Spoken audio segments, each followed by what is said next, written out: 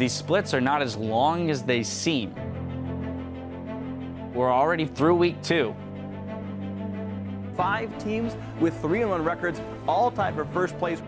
CLG, they were always in the conversation for #1, then they lose to TSM, and then they don't recover. Once again, CLG with the better start to the season, come in with a whole bunch of momentum, but TSM control the rivalry. This is the first time that Dignitas has had 3 wins in a row since summer of last year. Dignitas at the top of the table at the end of 2 weeks. We're going to have to see how good this Gravity team is and whether they can maintain a level of consistency. Sneaky's nowhere to go. Arctic takes him out. A triple kill for the new AD carry. Looks like Liquid can re-enter this fight perfectly, and they're going to start melting down Team 8 here. The real test will be how they handle adversity as they get into the tougher part of their schedule. With TSM playing Dig and CLG playing Gravity, we'll finally see some separation at the top of the standings.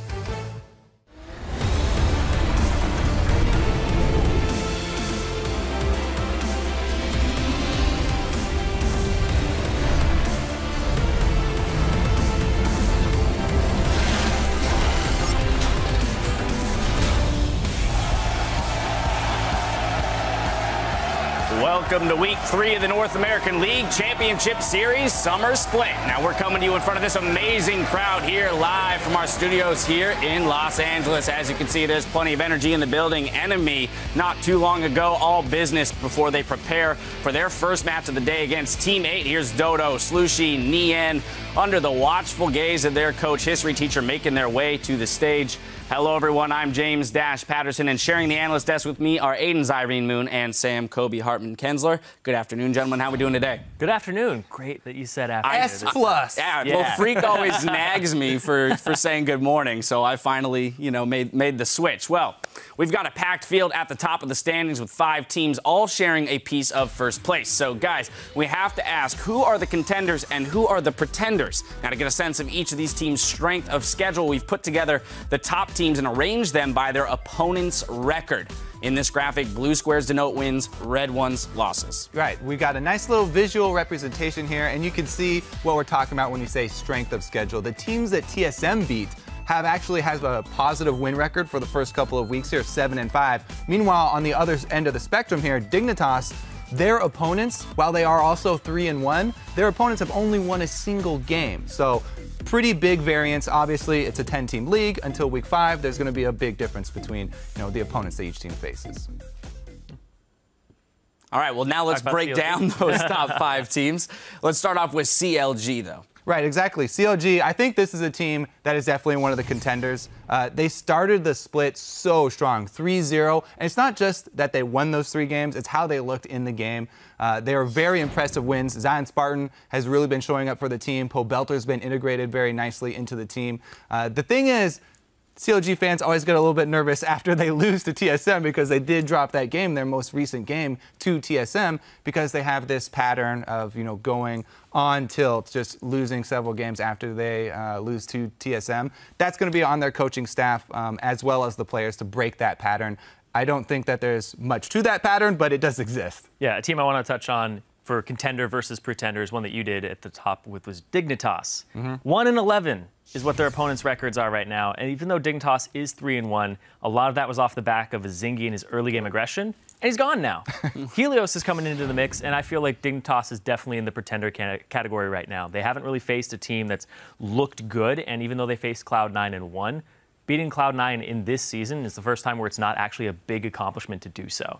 So they're definitely in the pretender category. And then we look at the team that did have the toughest schedule in TSM after their first loss against C9, which had some people a little bit shaken. They look to have righted the ship here. However, they're still a little Bjergsen reliant there in the mid lane, so that's possibly an area that teams could attack moving forward. Yeah, I think that's a great weakness to have. If your weakness is, hey, I have Bjergsen as my mid lane, I think everybody will agree with you that TSM are definitely contenders. Yeah, and another team that I want to talk about is Team Liquid. They're 3-1, and even though that their strength of schedule was 2-10, just a little bit better than what Dignitas had, I feel like they're more in the we do have to wait and see what this team has to offer, because they play Cloud9 and they play Impulse. So we get that rematch of the 3rd, 4th place match, and I want to see where Liquid stands, because the jury's still out on that team. Right. And then the final 3-1 team is, of course, Gravity. And they made a lot of improvements from just week 1 up till week 2. They cleaned up both their individual play as well as their shot calling, and their off-season changes really seem to be working out already very quickly, which is impressive. We only have to look at last week's OP5. They had 3 of the OP5 from last week.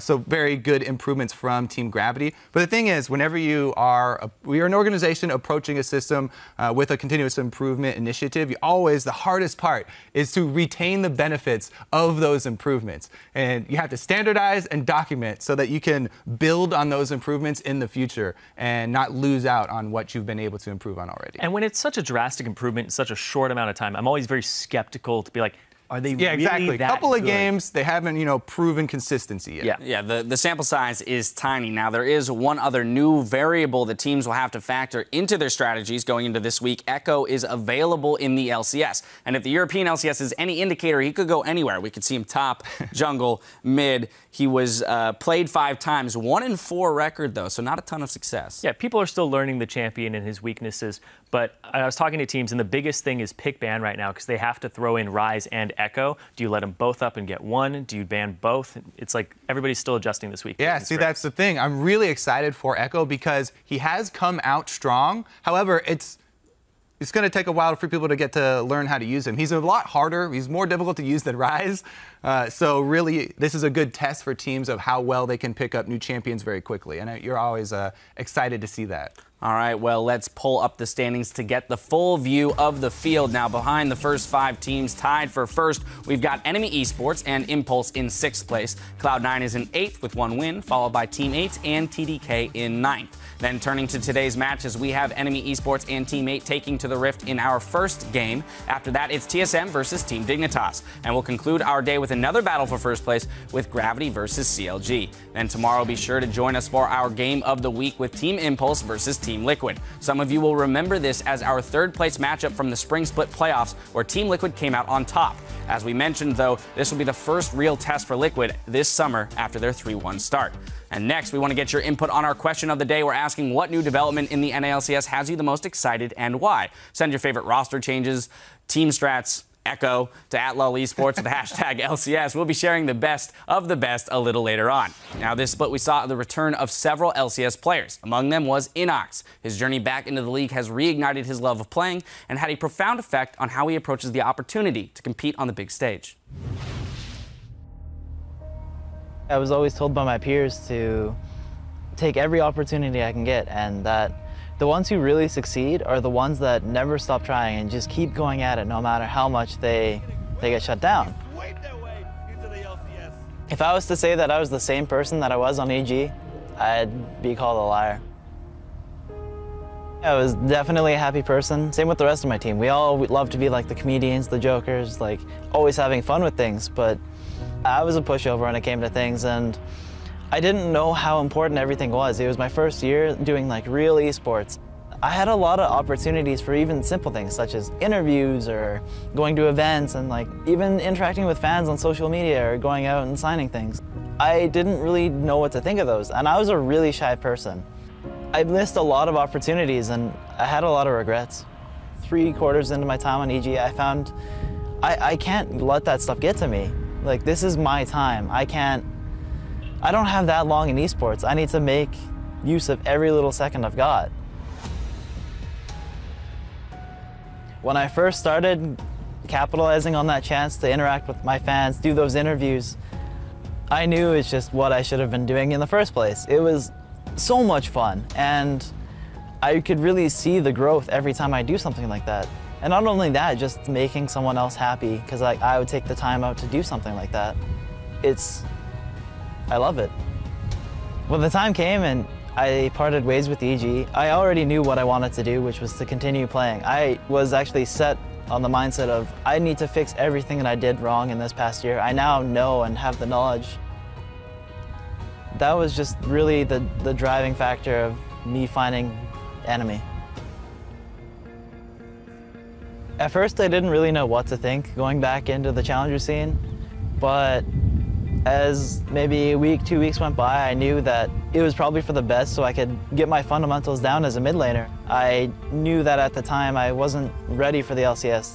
Being on enemy now and being in the mid lane, it's a lot more natural to me. And that's really just like what gives me the sense of being like relieved.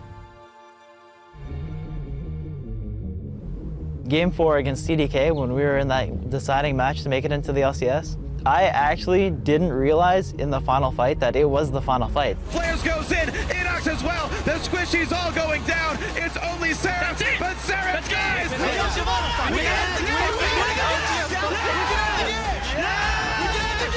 That's gonna be the game. Enemy Esports.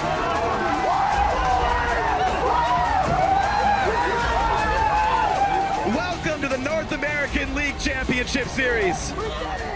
I've never screamed so hard. I felt like I had finally made it, like I finally did what should have been done.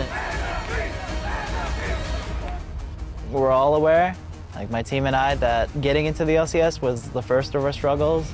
The struggles ahead are a lot more tough. I've learned how to handle my confidence, how to deal with like at those moments where you question yourself. This is my dream, this is what my brothers dreamed of doing, and I just really want to be able to make it. I want to be able to go back and show my family like, hey, look at this crazy stuff I'm doing. Like, I'm a professional gamer, I've got this stuff going for me. Look at all this following I've got. And I made it. Yeah, and